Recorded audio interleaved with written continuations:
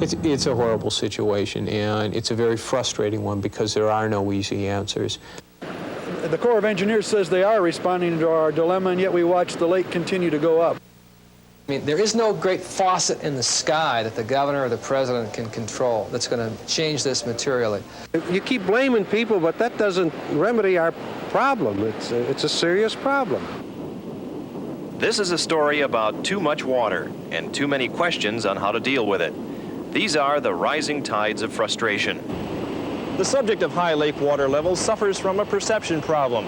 Results from a recent Muskegon Chronicle poll indicate that many of us think it's only a problem for lakeshore residents. While that may be immediately true, it's an issue that will eventually affect us all.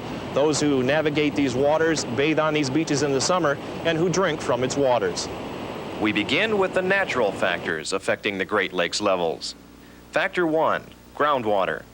This contributes less than 0.1% of all water flowing into the Great Lakes, so it is considered negligible. Factor 2, precipitation. Since 1940, more rain and snow has fallen on the Great Lakes Basin than in the previous 40 years, a total of 6% more, with one exception, in the early 1960s. Well, 6% doesn't sound like a very large increase. But if you spread that 6% over about 300,000 square miles of the Great Lakes Basin, it ends up being an awfully lot of water. As shown in this graph, precipitation strongly corresponds to the annual lake water levels, leading those levels by approximately 1 year. The 1929 and 1952 highs and the 1935 and 1964 lows. Thus, it is not surprising that consistently high precipitation over the past 15 years has resulted in very high lake levels. This pulls the plug on the mythical 7 or 11-year cycle of alternating high and low water levels. Factors 3 and 4, evaporation and runoff, depend solely on temperature. Since 1960, temperatures have been nearly 2 degrees colder than usual. Colder temperatures mean less evaporation. More water stays in the lakes. Colder temperatures also mean plants don't use as much water, so runoff into the lakes has increased by nearly 5%.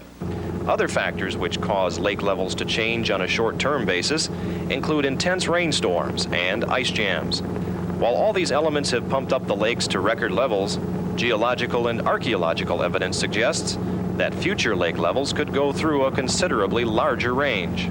Basically, if you look at the Great Lakes system, particularly for about the last 2,500 years, when all the Great Lakes looked as they look today, that in general it seems that the levels have been higher, in some cases considerably higher than what they are today.